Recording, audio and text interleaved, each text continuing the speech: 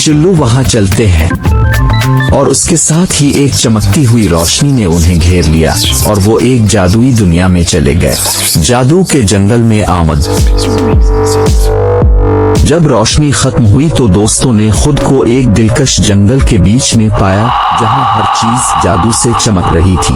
درخت اونچے اونچے ہلکی روشنی سے چمک رہے تھے اور جانور ایسے چہچہاتے تھے جیسے وہ سکھا رہے ہوں۔ جیک نے حیرت زدہ آنکھوں سے کہا، واہ، کیا ہم خواب دیکھ رہے ہیں؟ للی حیران ہوئی اور کہتی ہے، یہ خوبصورت ہے، ان پھولوں کو دیکھو، وہ گنگنا رہے ہیں۔ اورین عقلمند آول، وہ کہتی ہے، خوش آمدید مسافر، میں اورین ہوں، جادو کے جنگل کا محافظ۔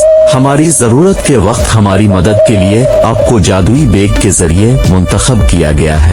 میاں وہ پرعزم تھی اور کہتی ہے، ہمیں کیا کرنے کی ضرورت ہے؟